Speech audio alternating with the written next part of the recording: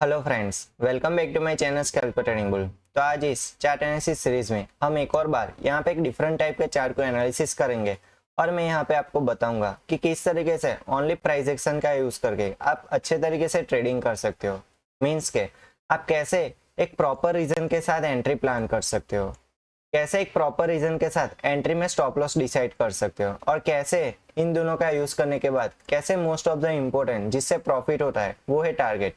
तो टारगेट को किस तरीके से हमें डिसाइड करना चाहिए, किस रीजन के साथ हमें एंट्री लेनी चाहिए। ओके, इन सभी पॉइंट्स के बारे में हम वन बाय वन डिटेल में डिस्कशन करके चार्ट को एनालिसिस करेंगे।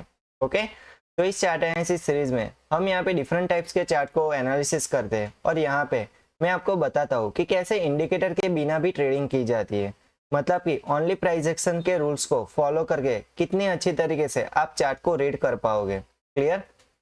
तो इस वीडियो के लास्ट तक जरूर बने रहे ताकि आपको पता चले कि जब भी एंट्री लेते हैं तब हमें क्यों एंट्री लेनी चाहिए, उसके रीजन के साथ हमें काम करना चाहिए। तो इन सभी बाबतों को आपको यहाँ पे अच्छी तरीके से मैं समझाऊंगा। क्लियर? तो चलिए वीडियो को स्टार्ट करते हैं।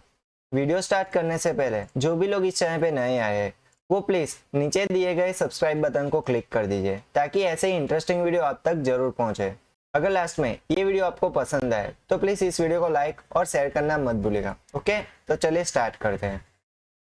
तो देखिए यहाँ पर मैं पहले आपको बता देता हूँ कि किस चार्ट पे आज हम काम करेंगे। तो यहाँ पे फर्स्ट हम निफ्टी 50 इंडेक्स का यहाँ पे चार्ट लेने वाले हैं। क्लियर?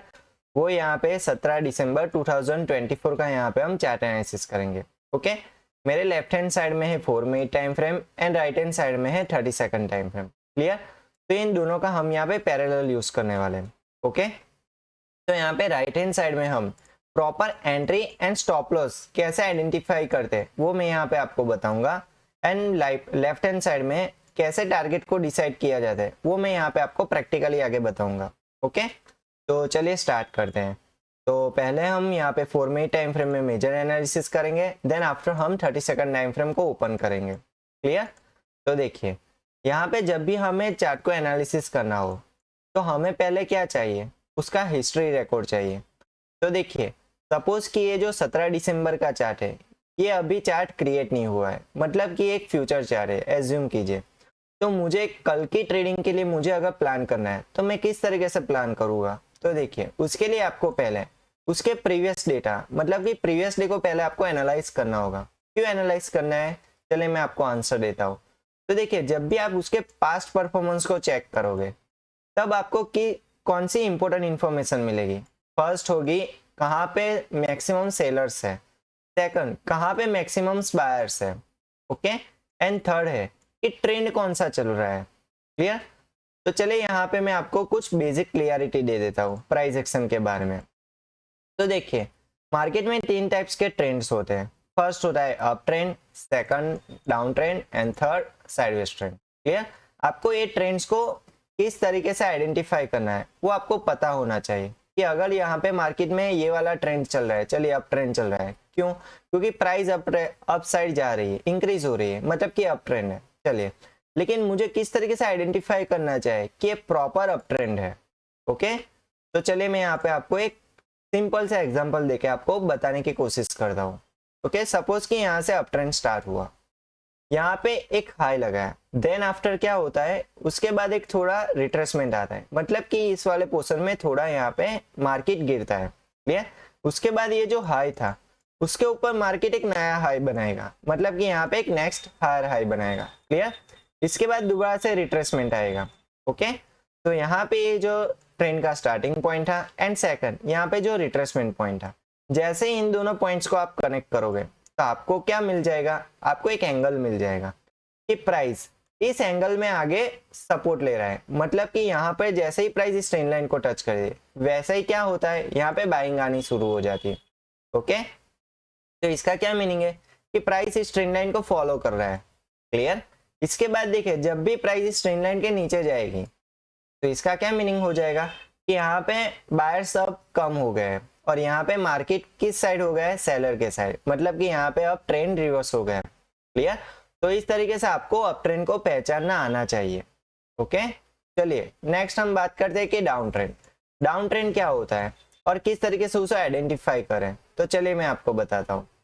तो फर्स्ट दिखेगी सपोज कि यहाँ से मार्केट गिर रहा था, क्लियर, ये है स्टार्टिंग पॉइंट। देन आफ्टर यहाँ से मार्केट गिरा, सेकंड उसका क्या आता है, रिट्रेसमेंट आता है। रिट्रेसमेंट क्यों आता है वो मैं आपको बता दूं कि मार्केट सडनली सिर्फ इसी सिंगल लाइन में नहीं गिरता है, उसका एक पैटर्न होता है। मार्केट थोड़ा गिरेगा, फिर थोड़ा उठेगा, फिर थोड़ा सा वो दोबारा से गिरेगा। इस तरीके से मार्केट डाउन ट्रेंड को फॉलो करता है, अंडरस्टैंड। तो यहाँ पे उसका ये स्टार्टिंग पॉइंट था और ये था रिट्रेसमेंट पॉइंट। तो उसी प्रोसेस को दोबारा से यहाँ पे क्या करना है, फॉलो करना है। तो ये क्या हो गया, अब डाउन ट्रेंड लाइन बन गई, क्लियर। तो इससे क्या पता चल रहा है कि इस डाउन ट्रेंड लाइन को प्राइस क्या कर रही है, फॉलो कर रही है। जैसे ही इस ट्रेंड लाइन का ब्रेकआउट आएगा उसके बाद क्या आएगा, यहाँ से बाइंग स्टार्ट हो जाएगी और यहाँ से बुलिश ट्रेंड कंटिन्यू होगा, दैट्स इट।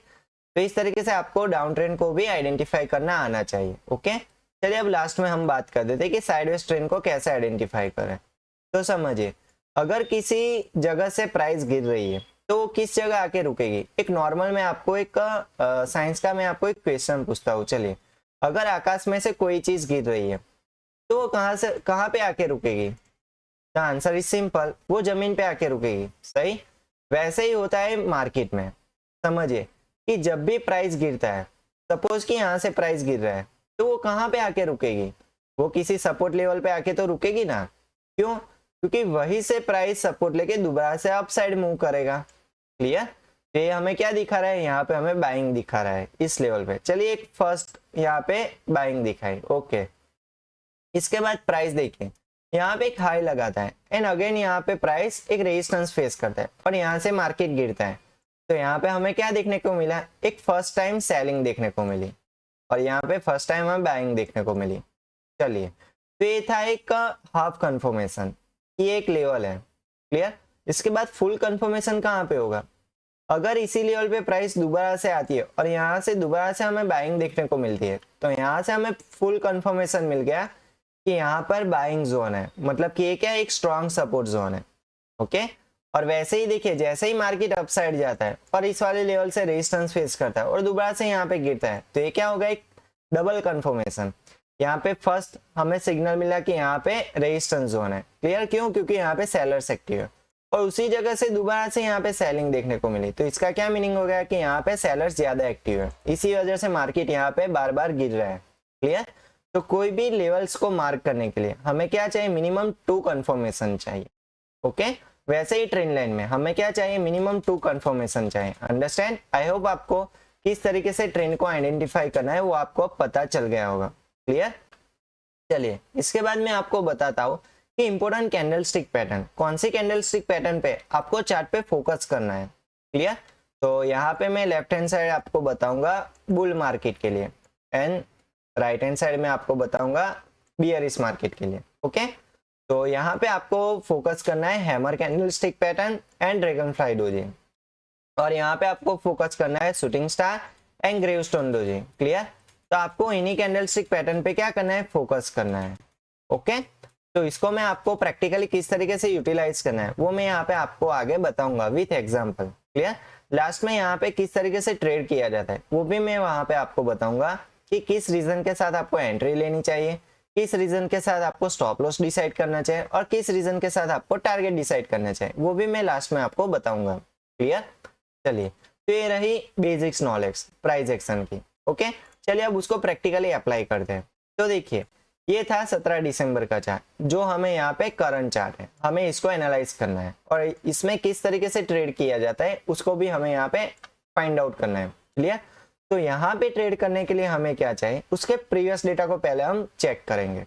तो इसका प्रीवियस डेटा क्या है, ये वाला 16 दिसंबर। तो यहाँ पे हम 16 दिसंबर के चार्ट को एनालाइज करेंगे और यहाँ पे हम स्विंग हाई और स्विंग लो मार्क करेंगे। तो क्या आप कहोगे कि स्विंग हाई और स्विंग लो क्या है, तो चलिए मैं आपको बताता हूँ। समझिए कि एक अप ट्रेंड था, फॉर एग्जाम्पल ये अप ट्रेंड का क्या था, स्टार्टिंग पॉइंट, और ये था अप ट्रेंड का पिक पॉइंट। क्यों पिक पॉइंट बोल रहा हूँ, समझिए कि एक ट्रेंड लाइन थी, इस ट्रेंड लाइन का यहाँ से ब्रेक डाउन आ गया, क्लियर। तो यहाँ पे अप ट्रेंड कहाँ पे रिवर्स हुआ, तो कि इस वाले पोर्शन से रिवर्स हुआ। चलिए, तो ये वाला पोर्शन क्या हो गया, यहाँ पे स्विंग हाई हो गया और ये वाला पोर्शन यहाँ पे स्विंग लो, क्लियर। तो हमें सिर्फ इसी को चेक करना है कि प्रीवियस मार्केट में कहाँ पे स्विंग हाई और स्विंग लो हमें दिख रहा था, क्लियर। तो चलिए यहाँ पे चेक कर दें। फर्स्ट हम यहाँ पे देखेंगे कि मार्केट किस कंडीशन में ओपन हुआ था, मीन्स के मार्केट गैप अप ओपनिंग हुई थी, गैप डाउन ओपनिंग हुई थी या नॉर्मल ओपनिंग हुई थी, मतलब कि प्रीवियस क्लोजिंग के आसपास ओपन हुई थी। तो चलिए चेक करते हैं। तो यहाँ पे मार्केट प्रीवियस यहाँ पे क्लोज हुआ था, देन आफ्टर मार्केट यहाँ पे ओपन होता है। तो ये क्या दिखा रही है हमें, गैप डाउन ओपनिंग, लेकिन ये कोई मेजर गैप डाउन ओपनिंग नहीं है, ये एक नॉर्मल गैप डाउन ओपनिंग है। अंडरस्टैंड। चलिए इसके बाद देखिए हमें कौन सा ट्रेंड यहाँ पे देखने को मिल रहा है। फर्स्ट तो मार्केट यहाँ पे गैप डाउन ओपनिंग हो रही है, ओके, इसका मतलब कि ये बियरिश सिग्नल है। इसके बाद मार्केट गिरता है, अगेन यहाँ पे एक सपोर्ट बना के मार्केट ऊपर से हाई बनाता है। चलिए ये क्या था, डाउन ट्रेंड का यहाँ पे स्टार्टिंग पॉइंट है। फिर दोबारा से मार्केट यहाँ पे गिर रहा है, क्लियर। तो ये क्या हो गया, यहाँ पे रिट्रेसमेंट पॉइंट हो गया और एक एंगल पे ये दोनों पॉइंट्स मिल रहे हैं। तो इसका क्या मीनिंग हो गया कि एक डाउन ट्रेंड लाइन हमें यहाँ पे दिख रही है। चलिए, और फिर मार्केट किस कंडीशन में आगे बढ़ा, तो देखिए लोअर लो लोअर हाई, लोअर लो लोअर हाई, मतलब कि ये डाउन ट्रेंड का ये पैटर्न हमें दिख रहा है। चलिए तो यहाँ पे हमने डाउन ट्रेंड को कंफर्म कर दिया। चलिए अब हमें क्या करना है, यहाँ पे सिंपल कुछ नहीं करना, हमें यहाँ पे सिर्फ मार्क करना है स्विंग हाई और स्विंग लो को। यहाँ पे मैं दोनों पॉइंट्स यहाँ पे आपको कनेक्ट करके दे देता हूँ ताकि आपको अच्छी तरीके से अंडरस्टैंडिंग हो कि किस पॉइंट्स को हमने यहाँ पे मार्किंग किया था। क्लियर। तो चलिए अब हम यहाँ पे मैग्नेट टूल को ऑन करते हैं, देन आफ्टर हम यहाँ पे एक ट्रेंड लाइन मार्क करते हैं। तो देखिए ये वाली ट्रेंड लाइन मैंने यहाँ पे मार्क कर ली। ओके, ये क्या हो गई, एक मेन ट्रेंड लाइन हो गई। क्लियर। चलिए तो अब हमें क्या करना है, इसके स्विंग हाई को मार्क करना है। ओके, तो चलिए अब हम यहाँ पे इसके स्विंग हाई को मार्क करते हैं ताकि हमें पता चले कि ये वाला जोन क्या है, मैक्सिमम सेलिंग जोन है। अंडरस्टैंड। चलिए इसके बाद देखिए मार्केट इस ट्रेंड लाइन के नीचे फॉलो कर रहा था। ओके, तो मार्केट लोअर लो लोअर हाई के फॉर्म में नीचे की ओर गिर रहा था, दैट्स इट। और फिर मार्केट देखिए यहाँ पे एक एंगल पे दोबारा से एक नया एंगल बना रहा था। तो ये क्या हो गई, एक सेकेंडरी ट्रेंड लाइन हो गई। कैसे पता चला, समझिए। प्राइस को नॉर्मली कहाँ पे आना था, इस ट्रेंड लाइन के पास आना था, नियर बाय रिट्रेसमेंट। ओके, लेकिन प्राइस एक नए लेवल के आसपास रिट्रेसमेंट बना रहा था। देखिए यहाँ पे एक एंगल पे कांस्टेंट एक रिट्रेसमेंट बना रहा था। तो ये क्या हो गई, सेकेंडरी ट्रेंड लाइन हो गई। ओके, एक ही ट्रेंड लाइन के अंदर दूसरी ट्रेंड लाइन हो गई, इसको क्या कहते हैं, सेकेंडरी ट्रेंड लाइन। और ये क्या है, प्राइमरी ट्रेंड लाइन। ओके, तो ऐसा क्यों होता है, समझिए कि सेलर्स को यहाँ पे हावी होना था, लेकिन सेलर्स कंट्रीब्यूशन ज्यादा हो गया, जितने सेलर्स होने चाहिए थे उससे ज्यादा सेलर्स यहाँ पे इकट्ठा हो गए। इसी वजह से क्या हुआ, प्राइस का एंगल चेंज हो गया, एक अलग एंगल पे अब प्राइस गिर रहा है। वैसे तो इस वाले एंगल पे गिरना चाहिए था, लेकिन इस वाले एंगल पे गिर रहा है। तो इसका क्या मीनिंग हो गया, यहाँ पे हमें एक सेकेंडरी ट्रेंड लाइन पर भी फोकस करना है। क्लियर। तो चलिए अब हम दोबारा से यहाँ पे मैग्नेट टूल को ऑन करेंगे, दोबारा से यहाँ पे इस सेकेंडरी ट्रेंड लाइन को मार्क कर देंगे। क्लियर। तो यहाँ पे हमें क्या देखने को मिल रहा है कि प्राइस इस सेकेंडरी ट्रेंड लाइन में कहाँ तक स्विंग हाई और स्विंग लो बनाया था। तो देखिए ये था इसका स्विंग हाई, तो ऑलरेडी यहाँ पे मार्क है। क्लियर। तो इस ट्रेंड लाइन का ब्रेकआउट कहाँ पे हुआ था, तो फर्स्ट यहाँ पे ब्रेकआउट हुआ था। ओके, तो यहाँ पे हमें क्या करना है, इसके स्विंग लो को मार्क करना है। क्यों, क्योंकि यहाँ पे ब्रेकआउट करने के चांसेस थे, भले ही यहाँ पे सक्सेस नहीं हुआ इसका ब्रेकआउट, लेकिन यहाँ पे फर्स्ट टाइम मार्केट ने एक ट्राई किया था कि यहाँ पे हम ब्रेकआउट कर दें। क्लियर। तो हमें यहाँ पे क्या करना है, इसके स्विंग लो को यहाँ पे फोकस करके मार्क करना है। तो ये रहा हमारा स्विंग लो। ओके, चलिए इसके बाद देखिए इस लेवल को मार्केट ब्रेक डाउन करता है। ओके, और फिर यहाँ पे एक सपोर्ट बना के दोबारा से इस ट्रेंड लाइन को ब्रेकआउट करता है।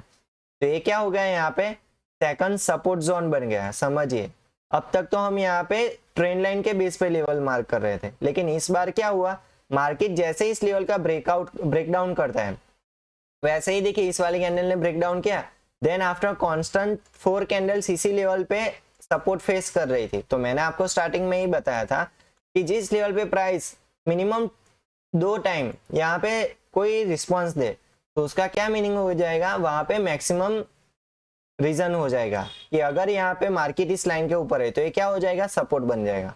तो यहाँ पे क्या है, मार्केट यहाँ पे इस लेवल पे सपोर्ट ले रहा था, तो इसी वजह से हमें यहाँ पे सपोर्ट जोन भी मार्क करना होगा। क्लियर। तो ऐसे हमें important swing high swing low and then after support और रेजिस्टेंस जोन पर भी हमें फोकस करना है।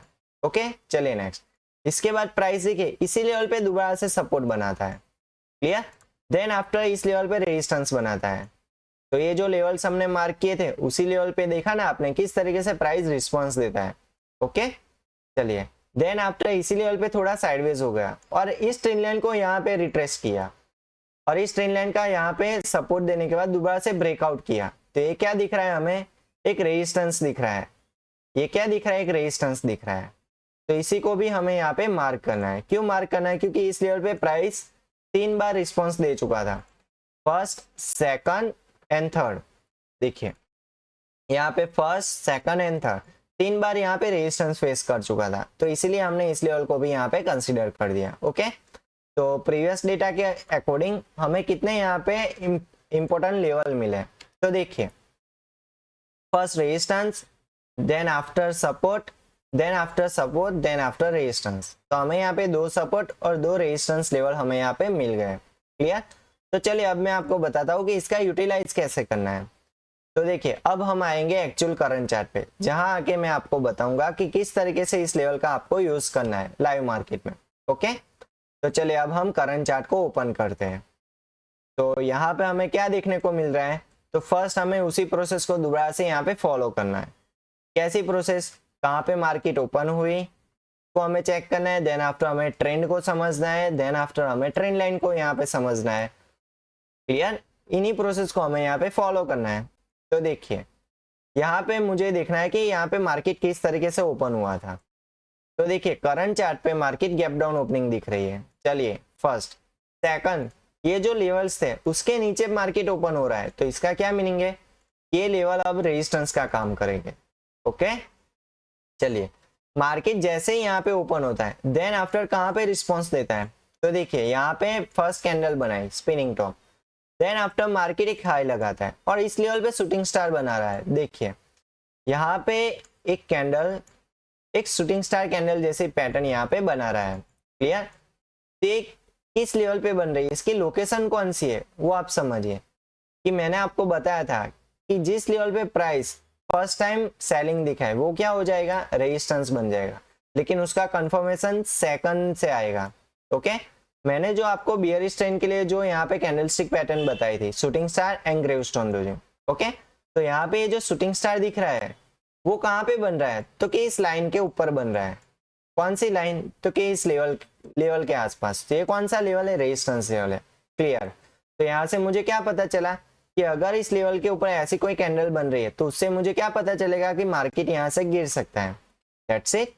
चलिए, और यहाँ पे मुझे कैंडलस्टिक पैटर्न यही क्यों मैंने फोकस किया है, तो समझिए अगर ऐसी कोई कैंडल यहाँ पे बनती है तो अपर साइड ये जो शैडो है वो आपको क्या दिखा रहा है, ये हमें यहाँ पे प्रेशर दिखा रहा है। किसका, सेलिंग प्रेशर, और बॉटम साइड बाइंग प्रेशर। तो यहाँ पे आपको कौन सा प्रेशर ज्यादा दिख रहा है, बाइंग या सेलिंग, सेलिंग। क्लियर, तो इसी वजह से यहाँ पे मुझे पता चला कि इस रेजिस्टेंस जोन पे अगर ये वाली कैंडल बन रही है तो यहाँ पे एक मार्केट गिर सकता है। That's it.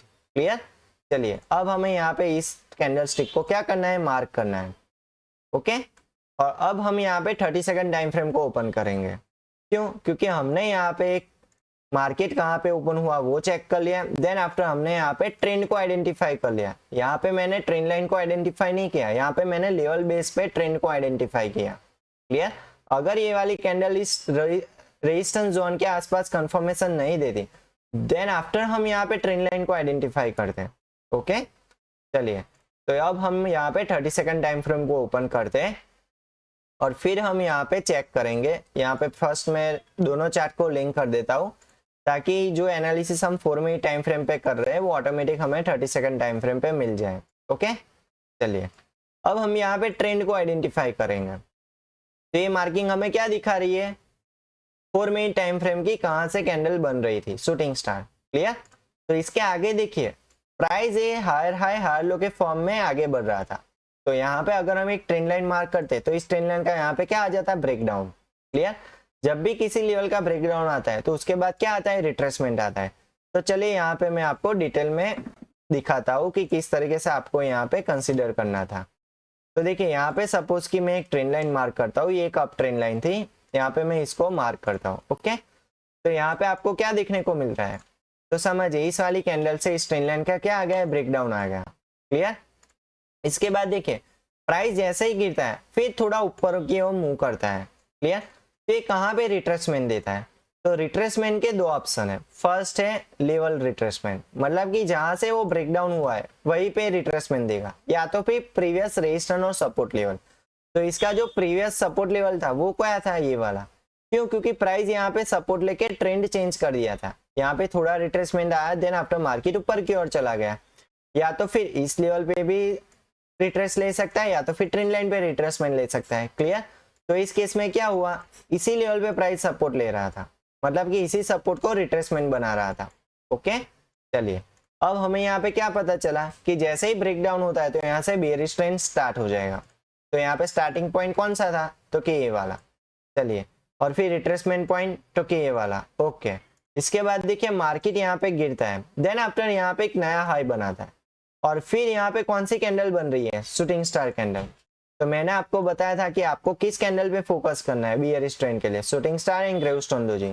चलिए, तो इस वाली कैंडल का रिट्रेसमेंट और यहाँ पे ये वाला रिट्रेसमेंट हम यहाँ पे कनेक्ट करेंगे तो हमें एक ट्रेंड लाइन मिल जाएगी। चलिए, और यहाँ पे जो स्टार्टिंग ट्रेंड था कि बियरिश ट्रेंड यहाँ से स्टार्ट हुआ, तो यहाँ पर भी हम ट्रेंड लाइन मार्क करेंगे। चलिए, क्यों मार्क करेंगे? क्योंकि हमें यहाँ पे पॉसिबिलिटी चेक करनी है कि यहाँ पे किस लेवल पे प्राइस मैक्सिमम रिजेक्शन ले रहा था। तो मैं यहाँ पे मैग्नेट टूल को ऑन करूंगा और यहाँ पे ये ट्रेंड लाइन में मार्क करूंगा। क्लियर? ऐसे मुझे यहाँ पे फर्स्ट ट्रेंड लाइन मिल गई। देन आफ्टर मैं इस वाले लेवल को भी मार्क कर दूंगा, रिट्रेसमेंट टू रिट्रेसमेंट। चलिए, ओके, तो यहाँ पे मुझे अब पता चल गया कि प्राइस यहाँ पे इस ट्रेंड लाइन के नीचे गिर सकती है। जैसे इस ट्रेंड लाइन का ब्रेकआउट आएगा तो नेक्स्ट वो इस ट्रेंड लाइन तक पहुंच सकती है। ओके, चलिए अब हमें क्या चेक करना है कि दोबारा से हमें यहाँ पे शूटिंग स्टार को चेक करना है। ओके, तो अब हमें ट्रेंड लाइन के पास कोई कंफर्मेशन मिल रहा है कि ऐसी कोई कैंडल यहाँ पे बन रही हो। तो देखिए, ये जो हमने ट्रेंड लाइन मार्क की थी उसके पास रिट्रेसमेंट यहाँ पे आया, लेकिन उसके बाद प्राइस इस ट्रेंड लाइन को दोबारा से कोई टच नहीं किया।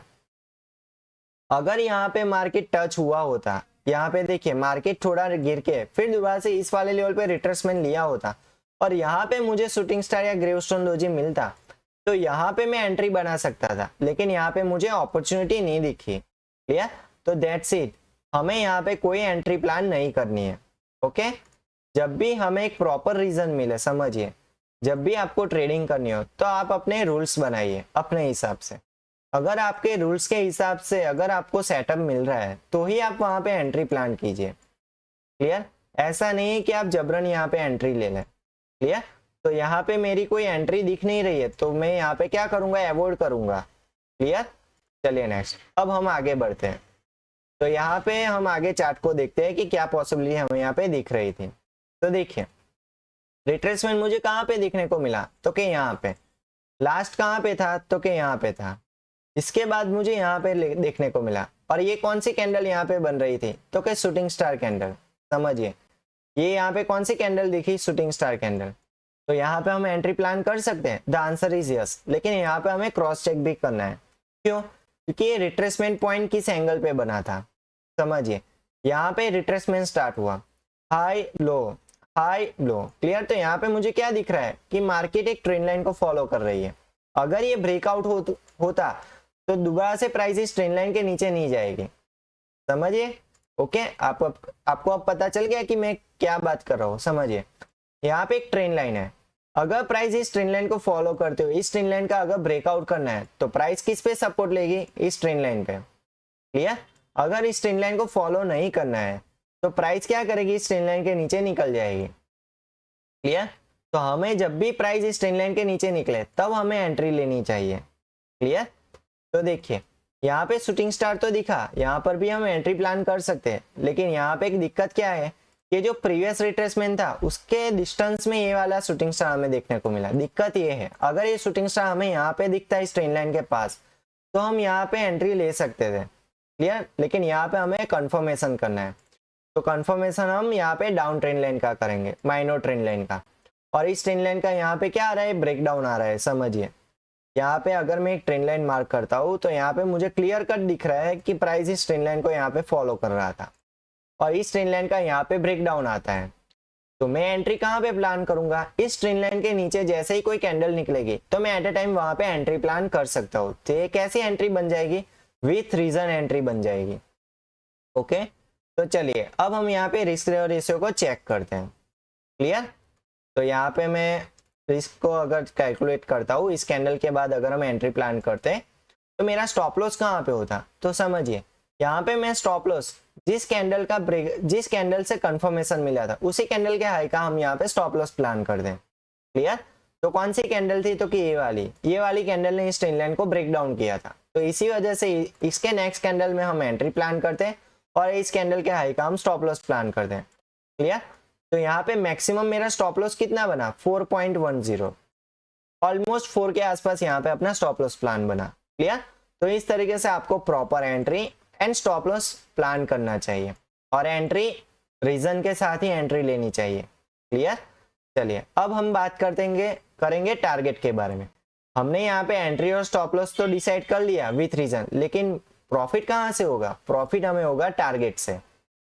तो टारगेट कैसे डिसाइड किया जाता है? चलिए, तो टारगेट के लिए यहाँ पे 2 ऑप्शन है। समझिए कि टारगेट को हम इस ट्रेंड लाइन पर भी फॉलो कर सकते हैं। क्लियर? ये फर्स्ट पॉइंट है। सेकंड कि हम यहाँ पे 4 मिनट टाइम फ्रेम पे चेक करेंगे कि प्रीवियस सपोर्ट लेवल कौन सा है, उसको भी हम एज ए टारगेट कंसीडर कर सकते हैं। क्लियर? ये है प्राइस एक्शन के 2 रूल्स कि अगर आपको टारगेट को सेट करना है तो आप ट्रेंड लाइन को फॉलो कीजिए, जैसे ही इस ट्रेंड लाइन का ब्रेकआउट आएगा एट ए टाइम आप वहां पे उसके नेक्स्ट कैंडल पे एग्जिट कर दीजिए। ये सिंपल रूल है। सेकंड, ट्रेंड लाइन के साथ साथ आप बॉटम लेवल को भी क्रॉस चेक कीजिए कि प्राइस इस ट्रेंड लाइन को फॉलो करते हुए इस बॉटम लेवल को टच कर रहा है।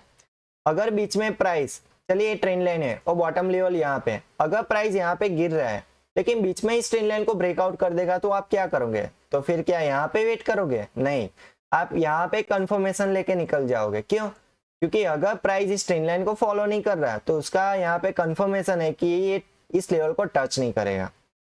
क्लियर? तो यहाँ पे एज पर ट्रेंड लाइन हम यहाँ पे इस कैंडल के बाद यहाँ पे एग्जिट प्लान कर देते। तो अगर हम यहाँ पे ट्रेंड लाइन बेस्ड ट्रेडिंग करते हैं तो हमारा यहाँ पे मैक्सिमम प्रॉफिट कितना बन सकता था? तो समझिए, मैं यहाँ पे इसको कनेक्ट करता हूँ तो यहाँ पे मुझे मिल रहा है रिवॉर्ड पॉइंट 54 पॉइंट। कितने रिस्क पे? ओनली 4 पॉइंट के रिस्क पे। क्लियर? तो ऐसा हम सक्सेसफुली फर्स्ट ट्रेड ले सकते थे विथ रीजन के साथ। क्लियर? सिंपल, हमने यहाँ पे सिंपल लॉजिक के साथ हमने यहाँ पे एक एंट्री प्लान की, स्टॉप लॉस प्लान किया, देन आफ्टर हमने सिर्फ ट्रेंड लाइन को फॉलो किया। क्लियर? चलिए अब हम बात करते हैं कि सपोर्ट जोन के बारे में। तो यहाँ पे अगर आप 4 मिनट टाइम फ्रेम पे देखते हो तो हमें क्या देखने को मिल रहा है कि यहाँ पे कोई बॉटम सपोर्ट लेवल नहीं है। तो नहीं है तो क्या करेंगे? निकालना पड़ेगा।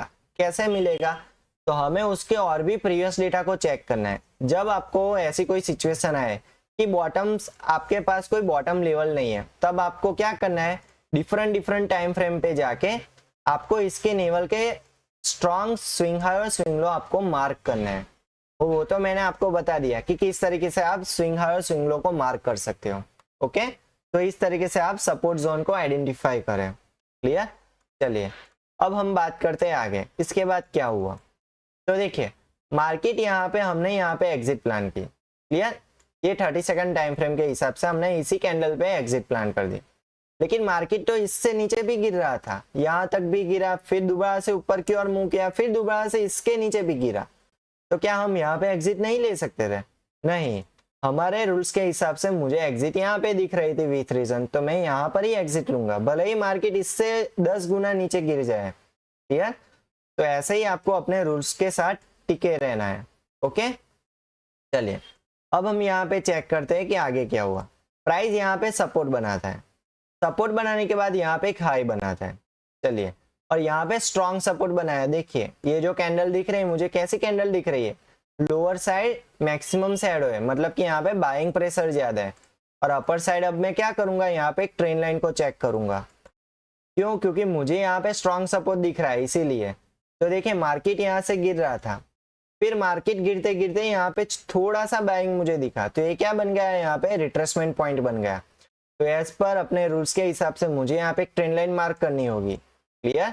तो हमें यहाँ पे इन दोनों डॉट्स को कनेक्ट करके मैं यहाँ पे आपको मार्किंग भी करके दिखाता हूँ कि किस पॉइंट पे हमें ट्रेंड लाइन को यहाँ पे मार्क करना चाहिए। ये था उसका रिट्रेसमेंट पॉइंट, और इन दोनों डॉट्स को कनेक्ट करने के बाद हमें यहाँ पे एक ट्रेंड लाइन को यहाँ पे मार्क करना है। चलिए तो अब मुझे यहाँ पे क्लियर कट दिख रहा है कि मार्केट इस ट्रेंड लाइन को ब्रेकआउट कर रहा है। क्लियर? तो ब्रेकआउट करने के बाद क्या आता है, एक नया ट्रेंड की स्टार्ट होता है।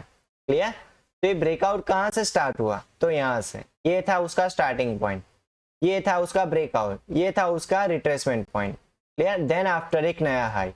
तो यहाँ पे हमें क्या करना है, इस नए अप ट्रेंड का यहाँ पे एक ट्रेंड लाइन भी मार्क करना होगा, जिससे हमें पता चले कि मार्केट इस ट्रेंड लाइन को फॉलो करके ऊपर की ओर जा रहा है। क्लियर? तो चले starting point and retracement point, इन दोनों डॉट्स को हम कनेक्ट करते हैं, फिर मैं आपको आगे बताता हूँ कि यहाँ पे क्रॉस चेक क्या करना है।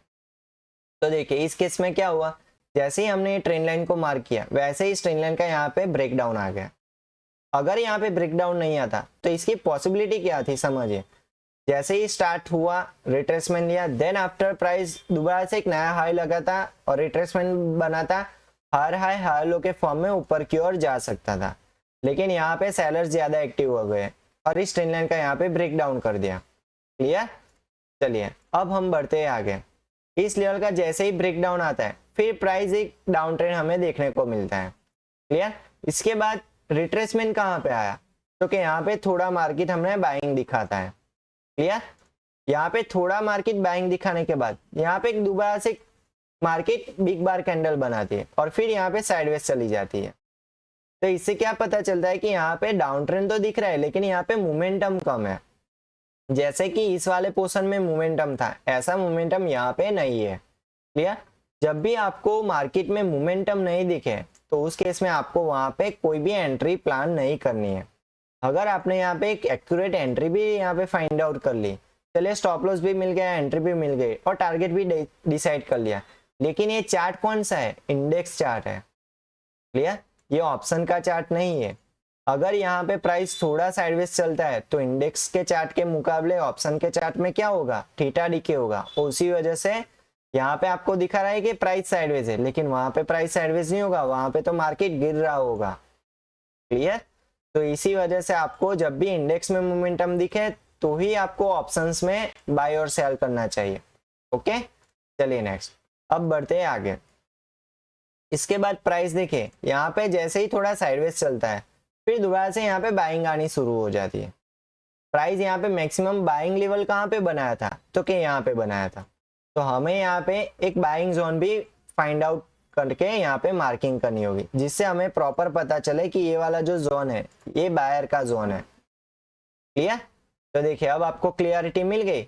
जैसे ही प्राइस इस लेवल के हायर एंड लोअर लेवल है, इस लोअर लेवल के पास आता है, वैसे ही यहाँ पे एक नई बाइंग देखने को मिलती है। क्लियर? तो प्राइस यहाँ पे देखिए इस लेवल का ब्रेकआउट करता है, देन आफ्टर दोबारा से सपोर्ट बनाता है, देन आफ्टर दोबारा से ब्रेकआउट करने की कोशिश करता है और फाइनली यहाँ पे ब्रेक डाउन कर देता है। क्लियर? तो मैक्सिमम ये वाला जो जोन था उसके ही अंदर मार्केट रेंज में चली गई। रेंज में चली गई ऐसा क्यों बोल रहा हूँ, क्योंकि देखिए upper side resistance, bottom side support, और प्राइस इस दोनों के अंदर ही यहाँ पे घूम रही थी। इसको क्या कहते हैं, मार्केट साइडवेज है या तो फिर रेंज में है। क्लियर? चलिए नेक्स्ट। फिर यहाँ पे इस लेवल पे ब्रेक डाउन आता है। ब्रेक डाउन आने के बाद क्या हुआ, तो देखिए प्राइस दोबारा से यहाँ पे साइडवेज चली गई। तो यहाँ पे मैक्सिमम क्या हुआ, प्राइस जैसे ही इस लेवल से ब्रेकआउट करती है दूसरे लेवल में साइडवेज चली जाती है। तो यहाँ पे हमें मोमेंटम देखने को मिला नहीं है। अगर मोमेंटम नहीं है तो ट्रेड भी नहीं करना है। क्लियर? तो इस तरीके से लास्ट में मार्केट साइडवेज होते हुए यहाँ पे आके रुक जाती है और यहाँ पे मार्केट क्लोज हो जाता है। क्लियर? तो आज के इस चार्ट में मैक्सिमम ट्रेडिंग अपॉर्चुनिटी कहाँ पे थी, उसके स्टार्टिंग में।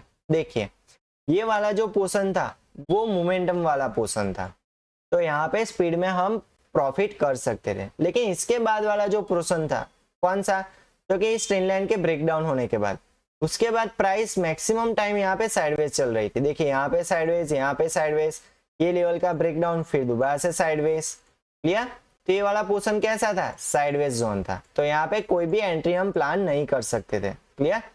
तो यहाँ पे मैंने आपको क्या बताया, अगर आपके पास अपना कोई प्रॉपर रीजन नहीं है, मतलब कि एंट्री मैं क्यों लूं, उसका आपके पास अगर आंसर नहीं है तो वहां पे आपको एंट्री प्लान नहीं करनी है।